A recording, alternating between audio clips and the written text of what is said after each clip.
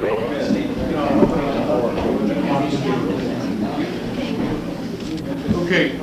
maybe we can just get started and let's let Professor Clark say a few words. Yeah, I'd like to say that I appreciate the chance to talk first, because probably it's not deserved, with so many of you have spent so much time on Professor Gibson's views. I have a lot of questions, which seems to me to indicate how very interesting what you say is. Let me just start with some, and they may be of interest and be picked up, or they can be dropped. You talk about perception as visual perception as sampling our environment. And one trivial kind of point seems to be suggested by this, that to sample our environment and to detect constancies means that we have to, as it were, detect something at, as it were, one taking. At one taking. So if I am to see that this is an invariant across a transformation, I must discriminate and detect something sort of at one point.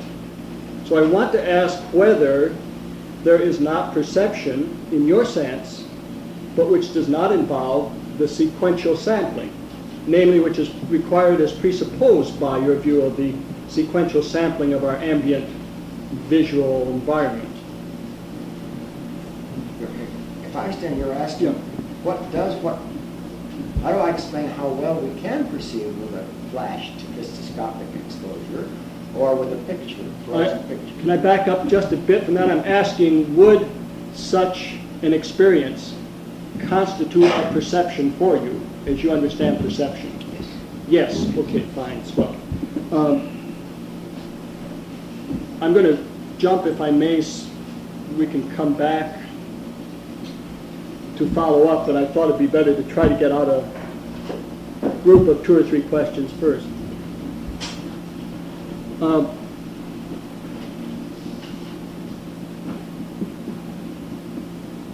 Philosophical question.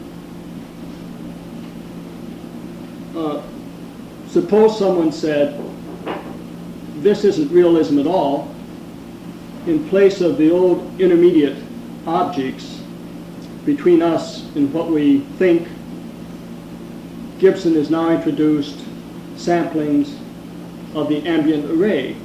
And the sequence of such samplings is the intermediate object from which we form our thoughts about things that we ordinarily say we see, like ashtrays.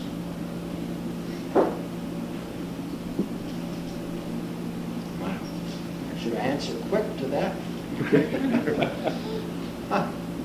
Well, I don't think they're entities. There's, you're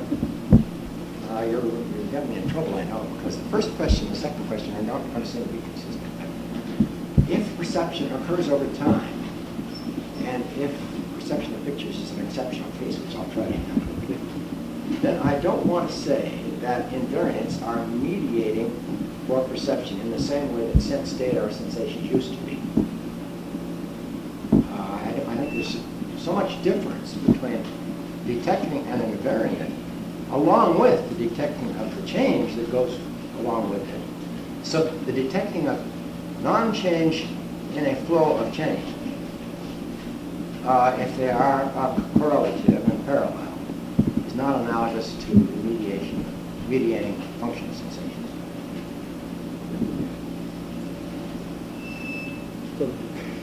Let's see. One last sort of sub-point under the question, and then pass from it for the moment. It bothered me, even in reading the papers, that your answer to that question, as I read it in your writing, was to appeal to this as an ongoing process through time, when it seemed to me that was really extraneous to whether it was realism or not. And that's the puzzle that still remains for me. I would have thought that was a puzzle about intermediate, whether that's through time or not, versus direct, which I don't see as a temporal problem. So that's my puzzle that still remains. Third question, which we were discussing a bit while we had the break, and I'd like just to raise it to see perhaps if others have both the same question or perhaps different answers. The case of the tunnel perception, or as evidence for sensationless seeing. And the question that I wanted to raise was, do you distinguish seeing that something is the case from thinking that it's the case, or from inferring that it's the case, perhaps having seen something? For example, the hall which you remember and have passed through, do you want to say that you see it now, as you did say, rather than say that knowing what you do by a memory and so on, and seeing what you now do in terms of what, I don't know how to put it, it's unfair to put it this way, visually stimulates you, but given those facts of the present situation, you now judge things about the hall. And, well, indeed, that problem of how much gets shoved into seeing versus something that may involve seeing, but ordinarily we think of it as non-sensuous, just thinking. How one discriminates where you would draw the line, if there is a line to draw, and roughly sort of how much what one sees is a function of what one brings to the seeing is a kind of obvious big corollary problem. I see the difficulty. Yeah.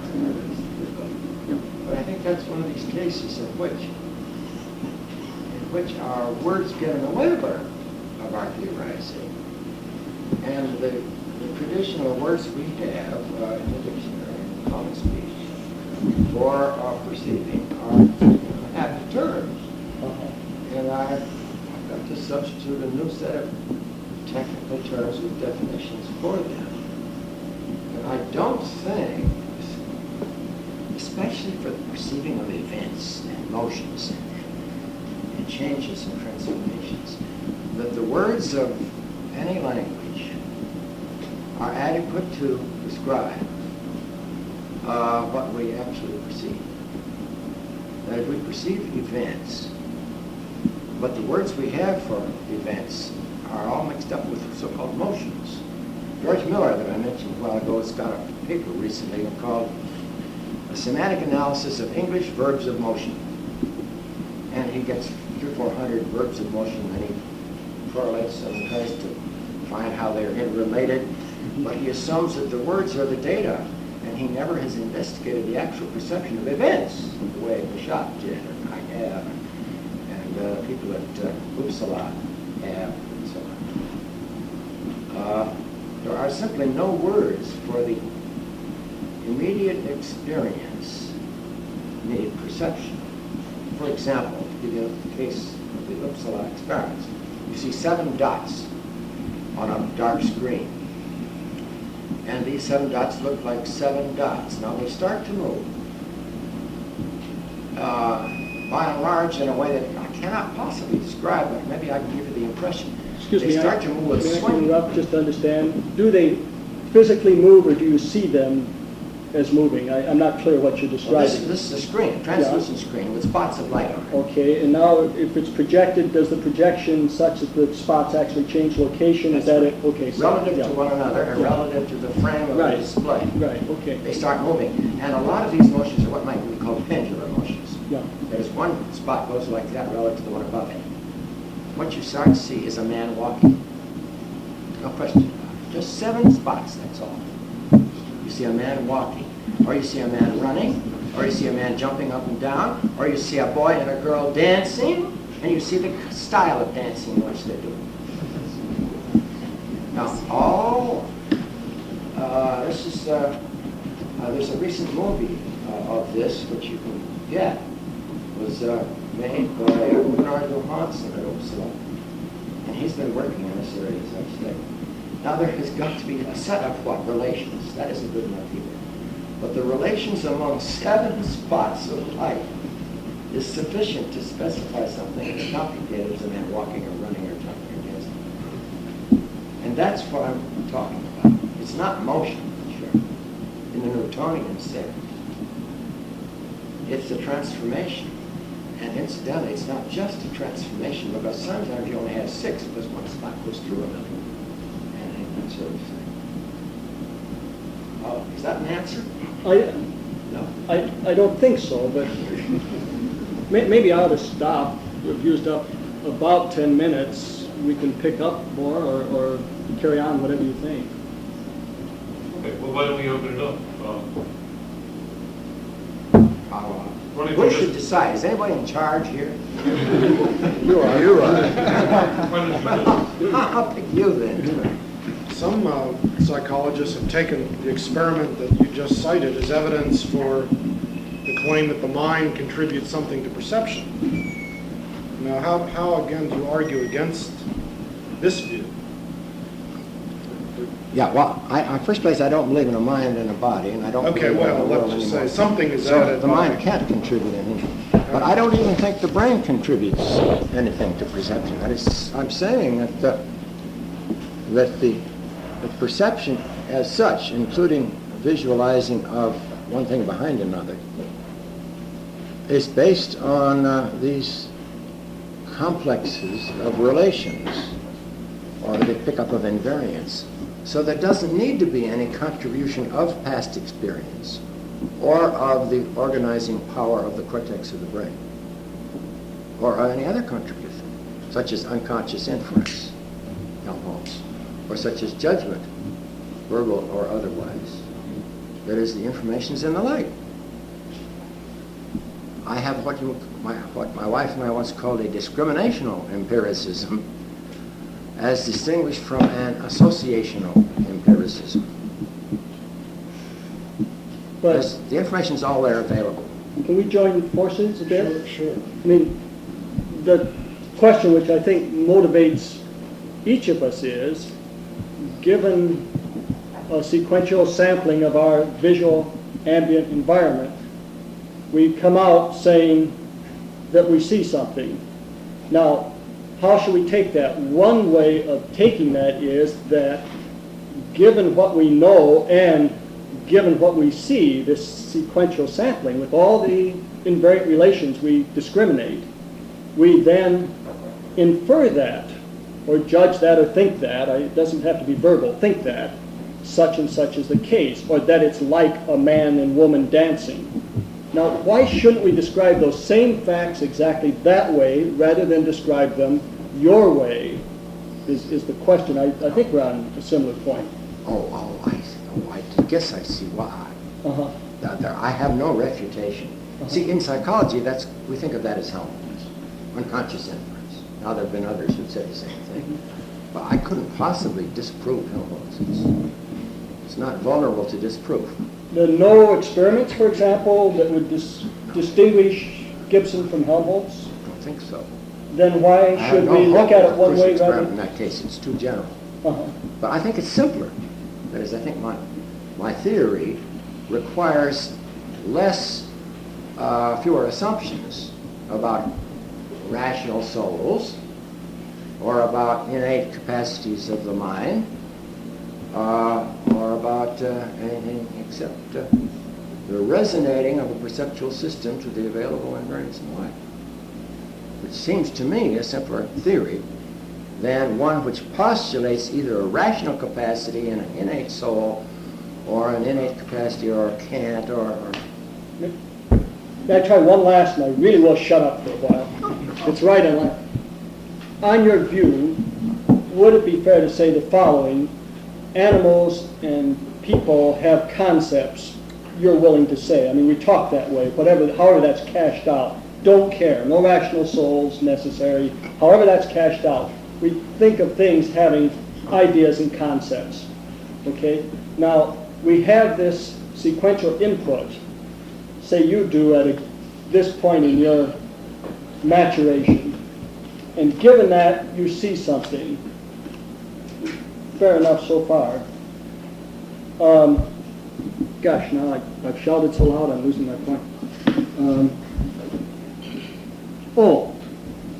Is that whole sequence for you a concept or set of concepts actually being exercised in a seeing? For example, is a sequence of knowledge or whatever, perception, discrimination of these invariants, actually a concept, literally a concept. There's no inferring going on, so it is a concept which is exercised on that occasion when you see that such and such is the case. I think so. Okay, yes. fine. I think we see concepts. Yes. Sure. Okay, I really will shut up. Right, thank you. Your notion of structure intrigues me somewhat, so I'm going to ask you some questions about that.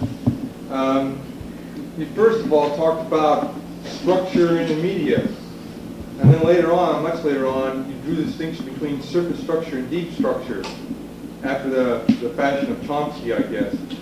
So one question I want to ask is whether or not the structure in the media is surface structure or a deep structure.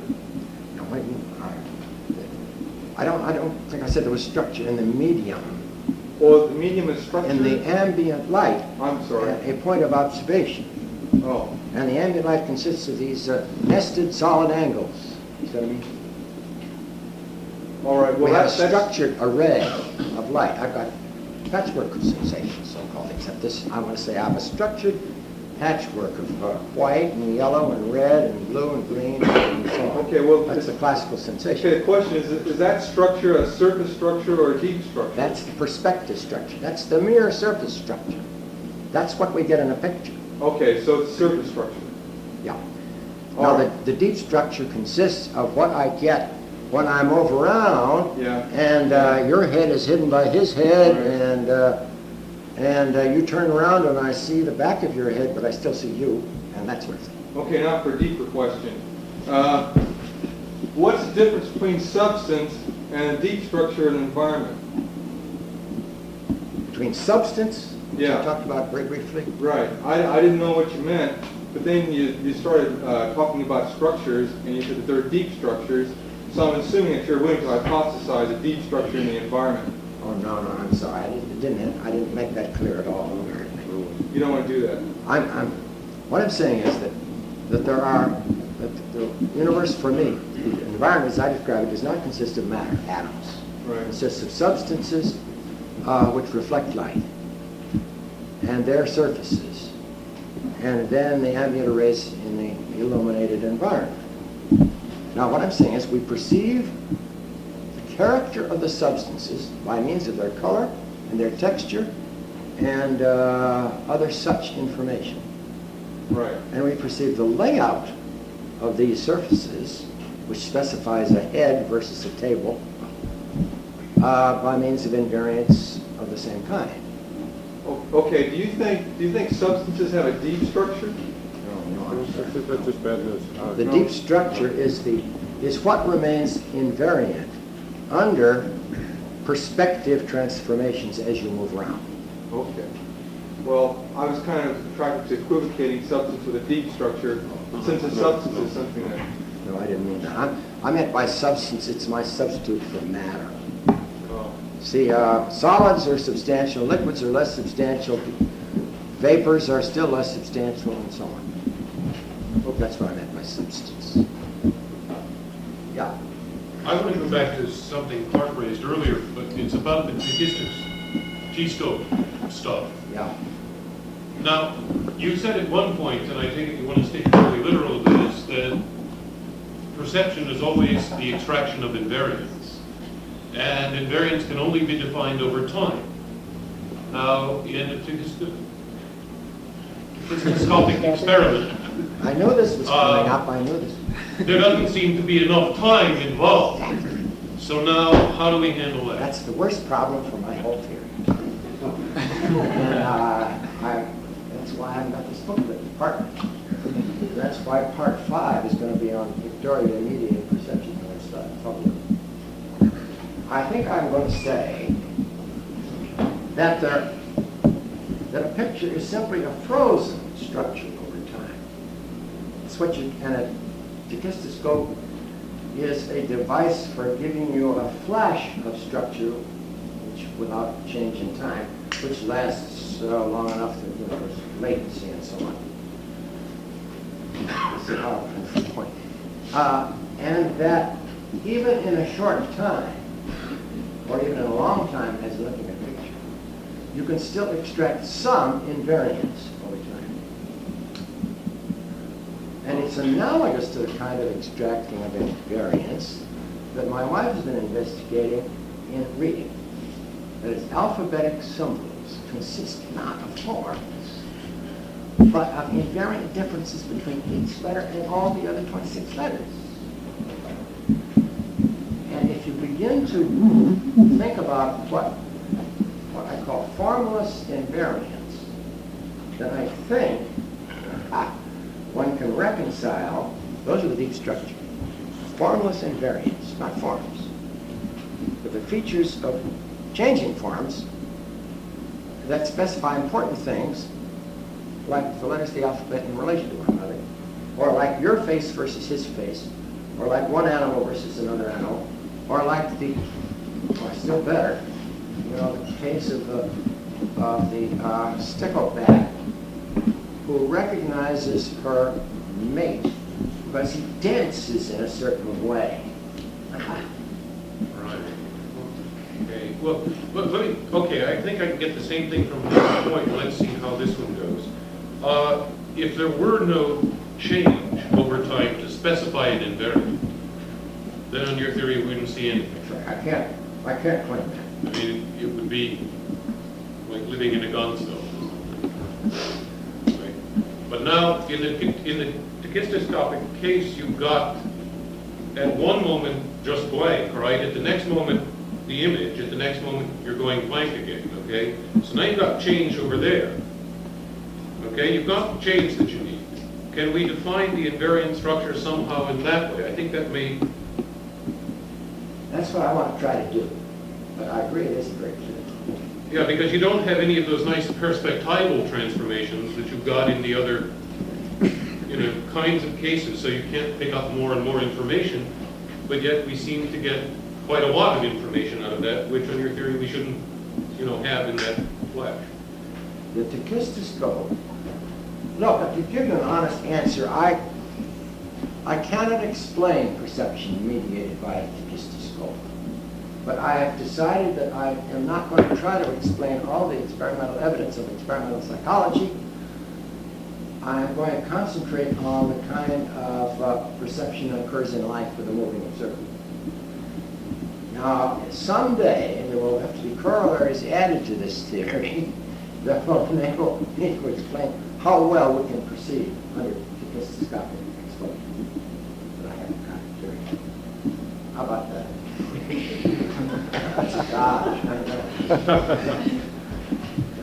I don't quite understand why this approach that you have is not dualistic.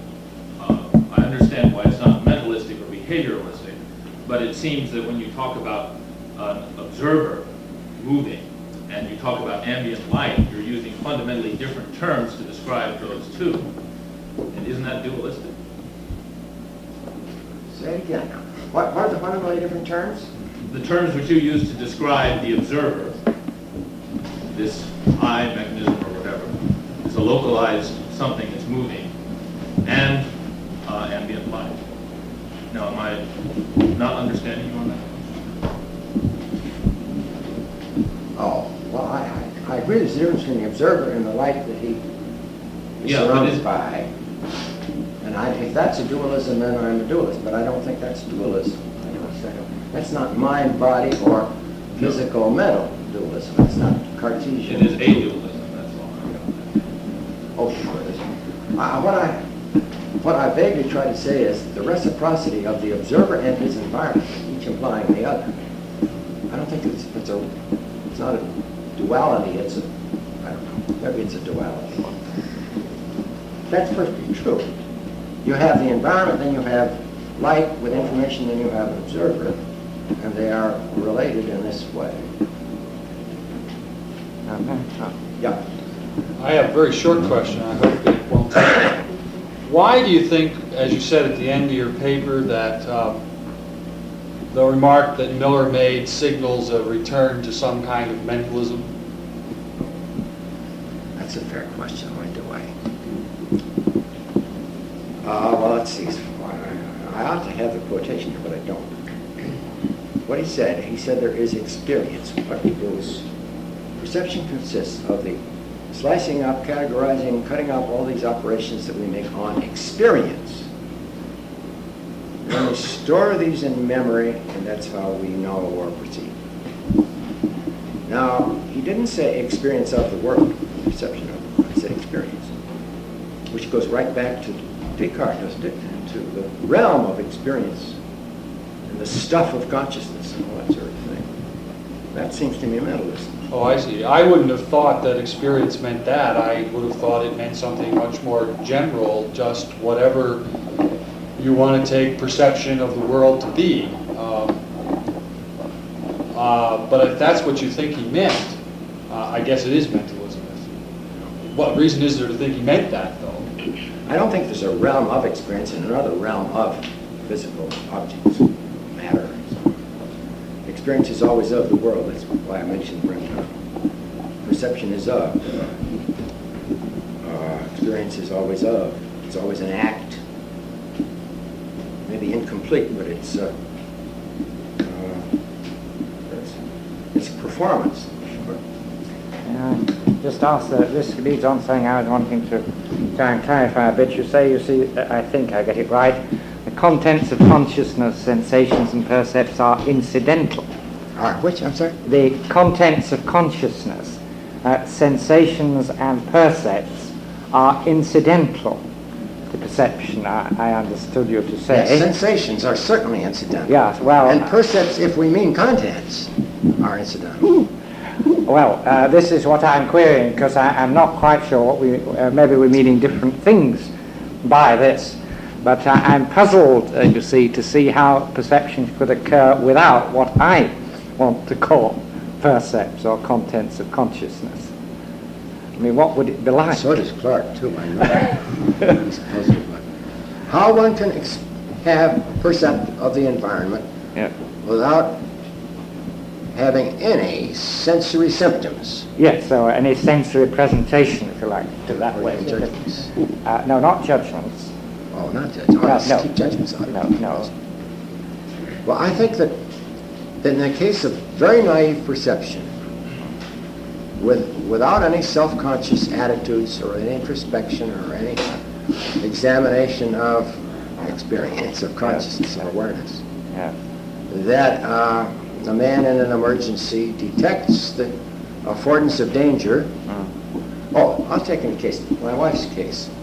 You have a one-year-old baby, and you have what she called an optical clip. That is to say, a falling off place, a dangerous place, except there's a sheet of glass over there, so the baby doesn't really fall off. But the baby will not crawl over the edge, and this is, you know, say that's innate depth perception, but I don't want to say that. I want to say there is a primitive detection of the affordance of falling off, of a falling off place, of the danger, in short, without necessarily any sensation, any space perception, or any awareness of the occluding edge. All these complicated describable percepts are not present in a one-year-old baby.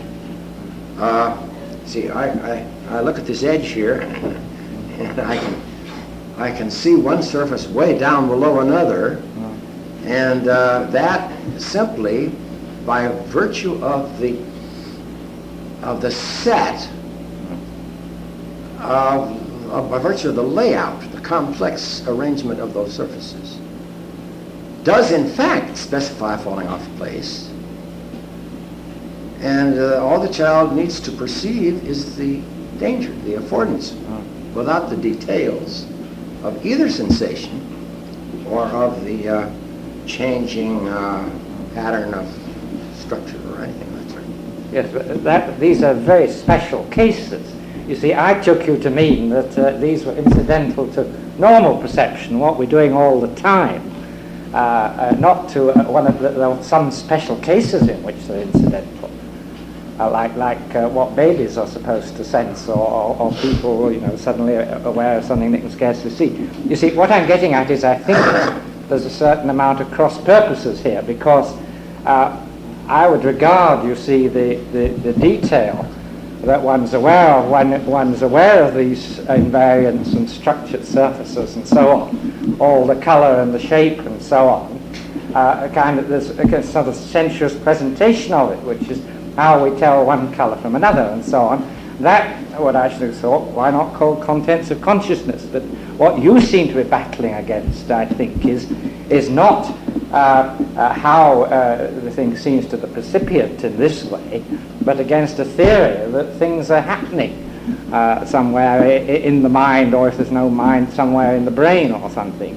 In other words, it's a theoretical notion about something that's happening that you're against, but you see, to me it sounds rather as though you're saying that all we're aware of phenomenally when we look at the world is really incidental, you see.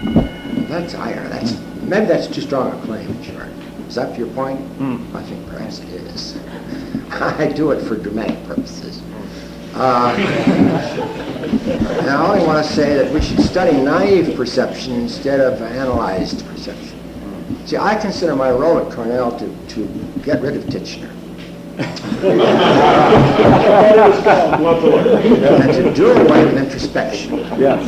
Analytical introspection. Fair enough.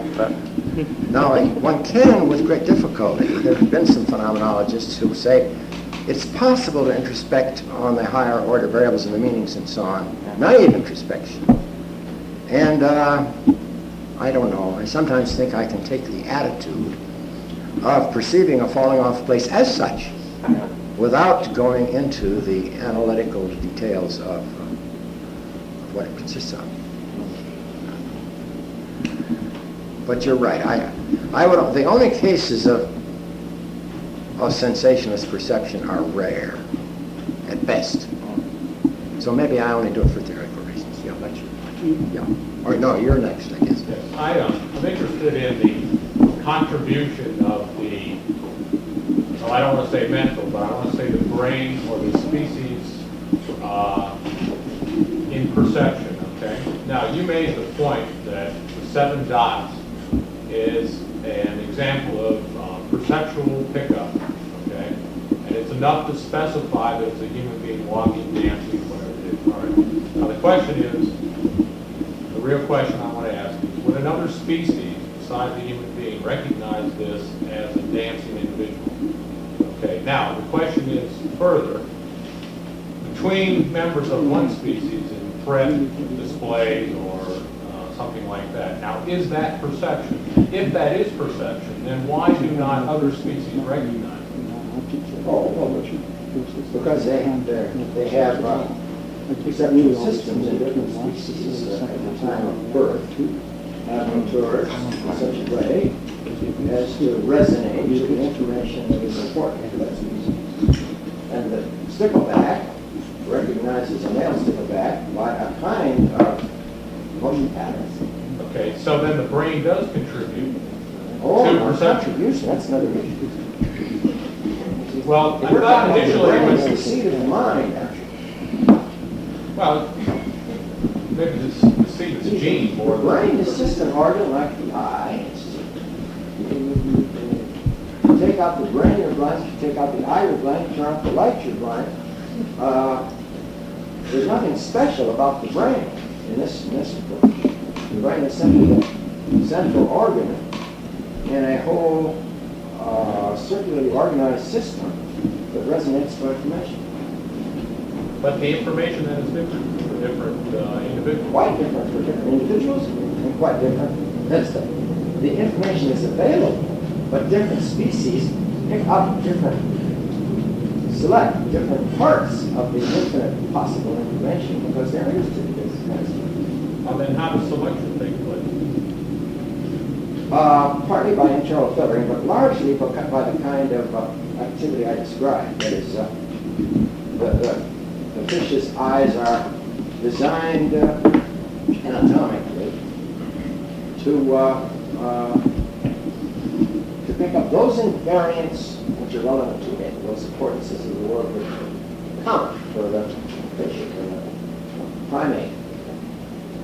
Take redness, for example. My example there is, I'll go back to color for a minute, that the reason why we primates, in this theory, got evolved color vision. Some of us, 10% of us don't, but some of us do, males, is because we lived in trees and bushes and so on, and we found it useful to discriminate ripe from unripe.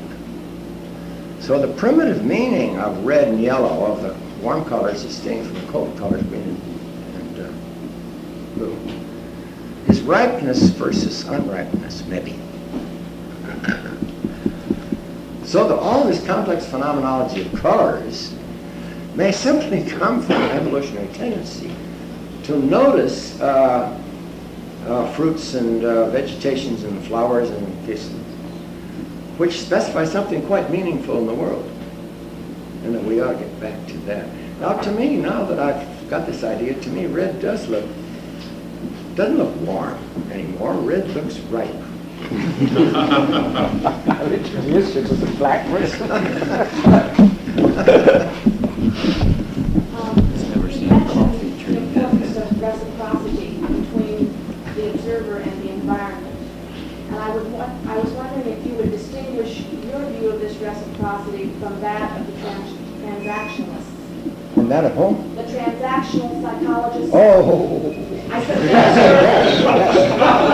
Very much so. Okay, so I'll explain to me what the But not from that of the phenomenologists or the existentialists, if I understand them, which I'm not sure I do.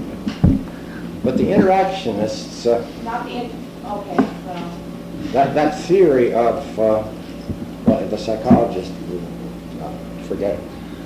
The theory that the organism and the environment interact upon one another seems to me to be muddled and misguided. An organism acts upon its environment by constructing, by changing, building shelters and things of that sort. The environment acts upon the organism, but in an entirely different way. So I don't think of my reciprocity in terms of interaction between two entities. Reciprocity is simply a logical matter of each implying the other. That isn't.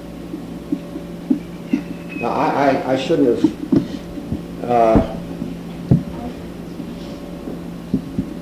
What did you mean by interactionism? I said Who are you? transactional. What do you mean by whose particular doctrine do you mean that? George Herbert Mead. I think of its character. It's phenomenal. I come from a communication theory background, and so not philosophy. So we call them transactionalists in where I live. Well, I'm thinking of that character at Columbia and that psychologist who worked with him. You're thinking of symbolic interactionism. We're not communicating. Okay. Yes, George Herbert Mead, I remember vaguely, he had some good ideas. But I've forgotten them. Well, yours sounded a lot like his. So Oh, I great. thought I'd All right. I'm glad to hear that. Yeah. Your resurrection of the optics of Euclid, other people with the visual cone, the visual pyramid, whatever you will. I take it what you're saying is that in moving about the environment with that visual cone, if you will, picking up There was supposed to be a cone for each object in the world, according to Euclid.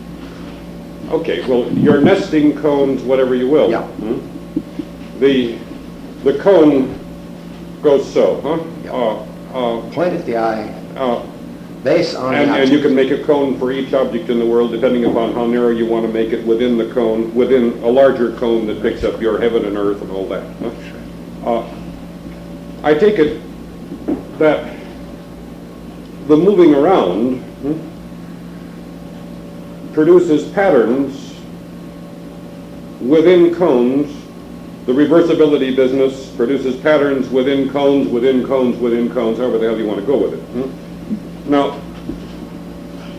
what is it on your theory that produces, double quotes, sufficient memory that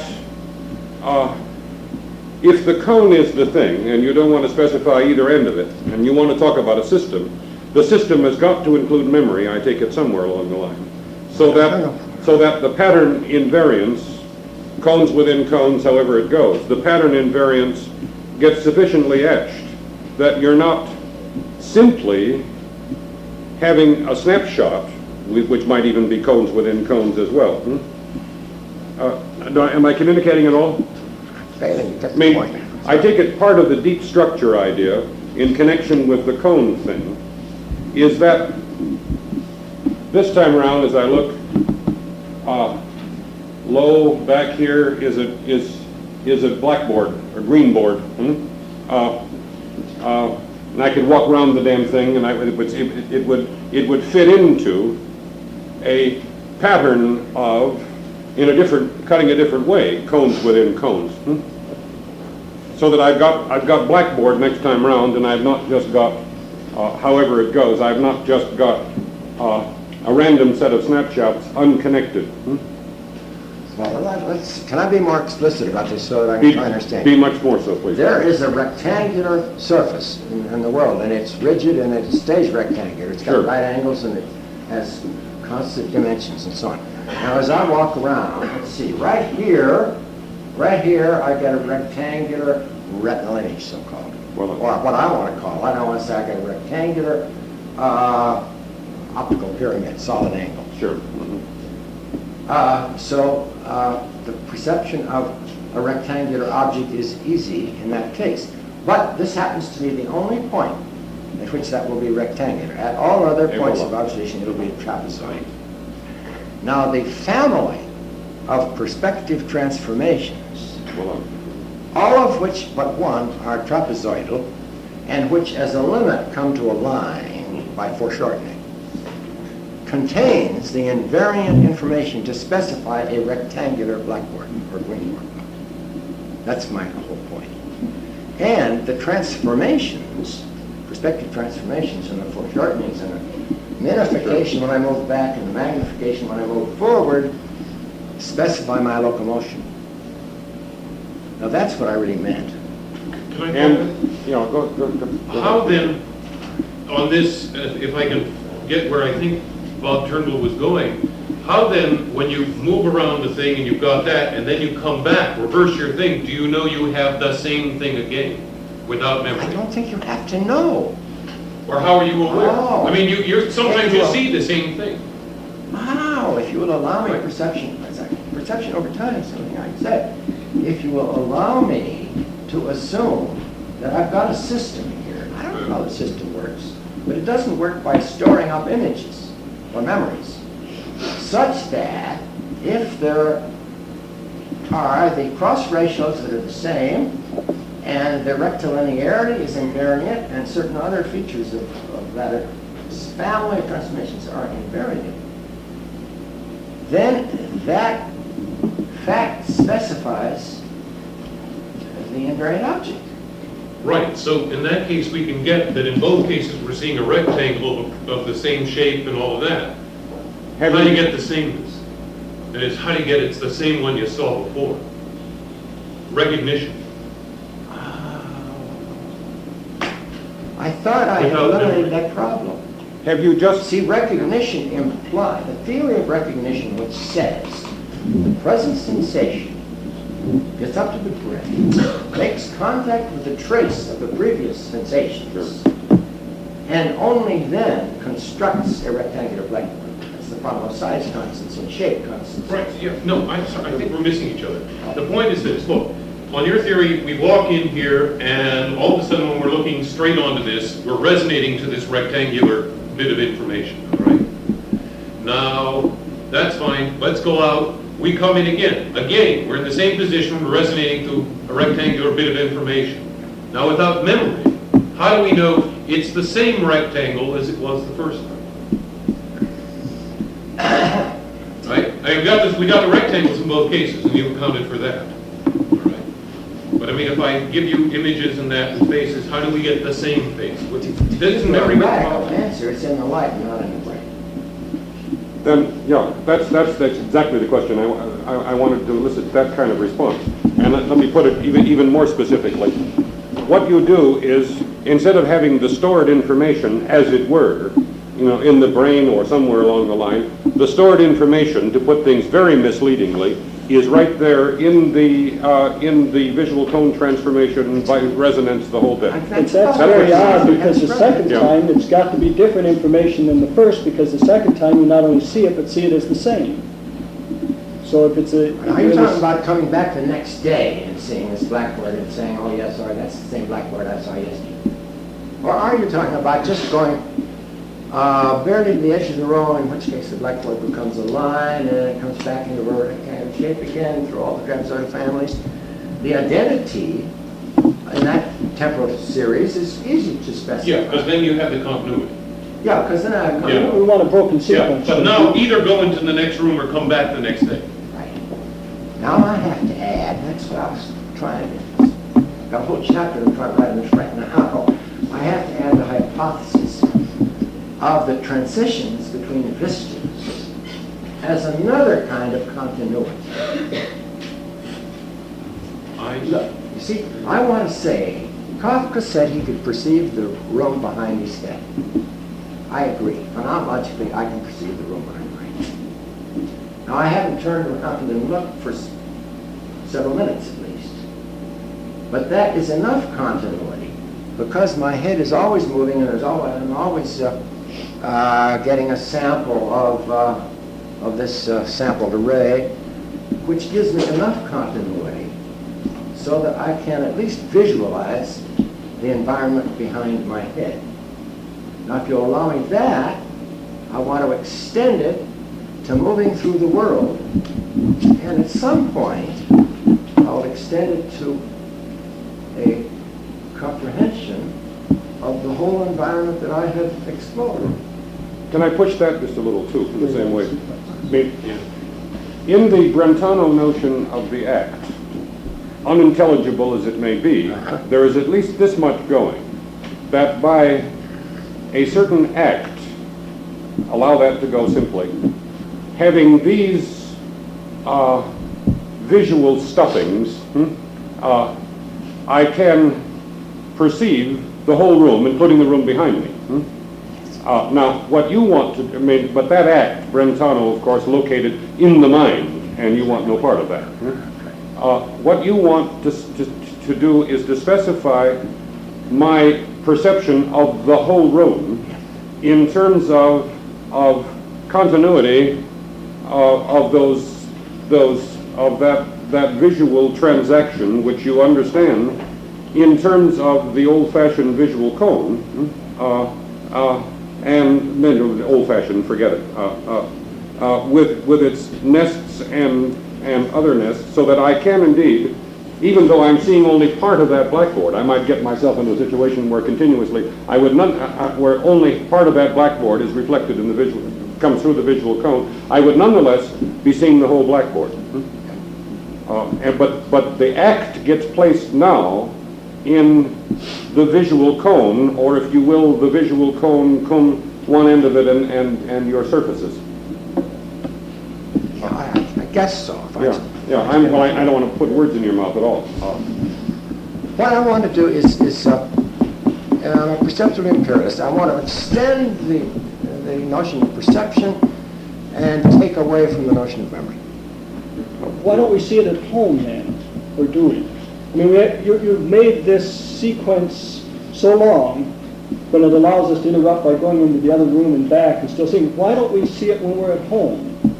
I mean, that's still just part of the whole vista and the sequences of experiences.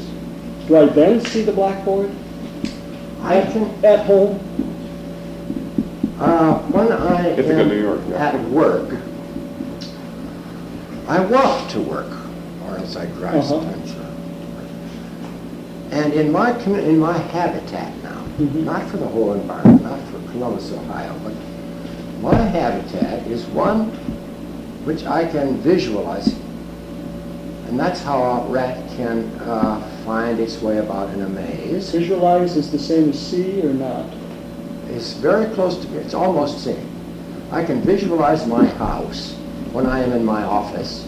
I can visualize my office when I am in my house. And I say only to the extent because I have gone from my house to my office, and the opening up and closing in of vistas connects up by means of invariants these two places in one concept, if you like, except that it's a kind of visualizing of my habitat. I know what the layout of surfaces is, what the layout of the surfaces are in Ithaca, New York. And I don't have a cognitive map in my brain, as some psychologists and people have suggested. What I have is, over time, an ability to see one thing through another. I can point to my house when I'm in my office because I know it's north. Not because I know it's north in any intellectual, conceptual way, because I know that that is the way to go to my house. But can you see your wife at the doctoral exam of a student in Ithaca? Not now very clearly, no. You should know what she's asking. But I can see my wife most of the time. That is, see in a certain extent. Visualize, yes, but what is she doing? I don't know. Yeah. And my students point out, how do you know your house hasn't burned down? Last half hour or hour, and I don't, of course. Yeah, right. But there are mistakes people can make. Right. It's a radical theory of combining visualizing with perceiving, so as to make the common sense assertion true that the purpose of vision is to be aware of or be in touch with or be able to adjust to one's surroundings. And that's what vision has to do for us.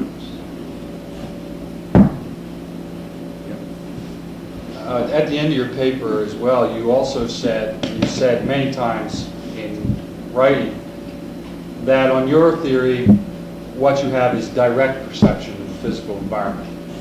And I was wondering if you could say in a short but succinct and clear way what makes it direct. Is it simply that there's perception that does not depend for its occurrence on perception of any intermediary or experience, however that's construed, of an intermediary of any sort at all? Or does direct mean something other than that, or that plus something else? Well, I think that I mean it's direct in the sense that it's not mediated by sense data, in my simple-minded understanding of the sense datum controversy. Is that all that you mean by saying really it's all direct? what I mean by it. And I mean also that it doesn't require an intellectual process of unconscious inference, for example, as prevails, or a process of Gestalt organization, or a contribution from the mind or the brain, or any of these entities that we have supposed enable us. See, I don't think that information processing, which is the information processing is now the big theory in modern perceptual psychology, but it assumes that what's processed is inputs of the optic nerve or the auditory nerve. And that's what I don't believe. So you could say that on your view, perception's direct because it's an event that would occur even if there were no occurrence of experiencing a sense datum or a sensation, or the making of an inference, unconscious or otherwise, or the processing of information. Yeah. That's all I mean. Now there may be there are certainly very complicated hierarchies of process in visual perception. Yeah. I've got to admit that. Sure. That's all I mean by direct. And I don't know what direct realism is anymore. Well, as I see it, that's very close to what some philosophers would call direct perception, and many of those who call themselves direct realists in philosophy would, I should think, accept that as a working concept of direct perception.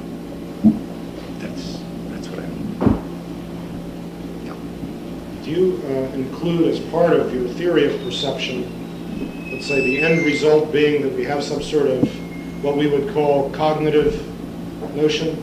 I know, would you consider the end of the process of perception something like a cognition?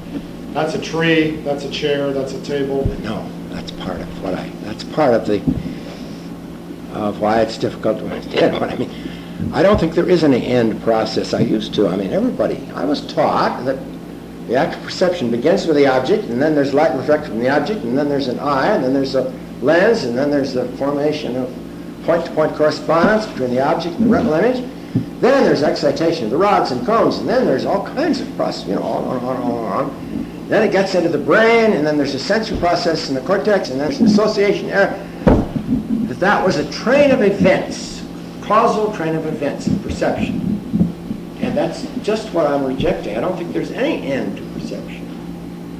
Would you consider... The sort of theory I'm implying is that we are in continuous contact with our environment all the time.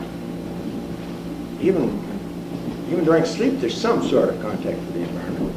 And it raises and lowers as consciousness goes up and down and so on. This attention varies. But there is no end to perception. Would you consider language, understanding, and learning part of the perception? Oh, language is an entirely different problem. That's all it is. It's just that linguistic cognition now has got a new starting point, if I'm right. And insofar as linguistically mediated knowledge is secondary to direct perception, natural perception, then Chomsky needs to start out on a fresh set of assumptions. But I do think linguistically mediated knowledge is a separate problem from natural perception. Maybe one more question.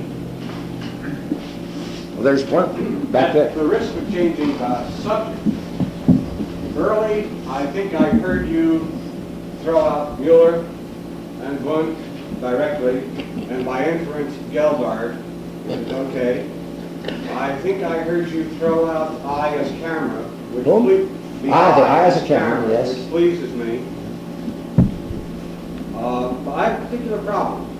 I'm interested in oral perception, and particularly the oral perception of music. Now, you said you wanted to substitute looking for seeing and listening for hearing. So my question is, would you be willing to speculate a little bit about oral perception, particularly music, in terms of your theory? I don't know very much about audition, is the trouble. Well, we're 10 times as ignorant of visual perception as we are of oral perception because we studied it 10 times as much. Well, it is said, it's said that vision is a space sense and hearing is a time sense, and that's a lot of, that's not true at all. Because, let's see, there's always a flow. We are embedded in a flowing sea of energy.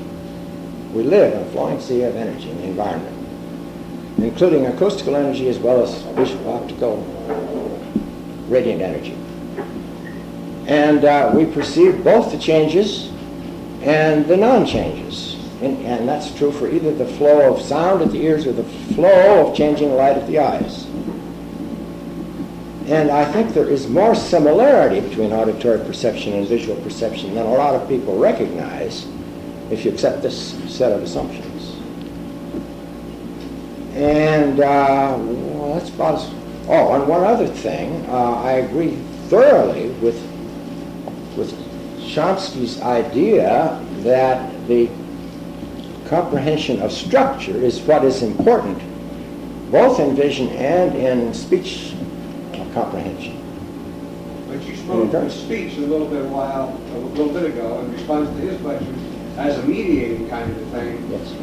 But maybe music is direct because it isn't referential. I'm really talking about the perception of events in the world by the auditory system. Okay. That is, psycholinguists seems to me, haven't investigated sufficiently the perception of events like rolling, scratching, rubbing, pounding, the whistling of the wind, the natural sounds of the world, which are very, very rich, and from which this vocal flow is only a special form produced by this gadget here.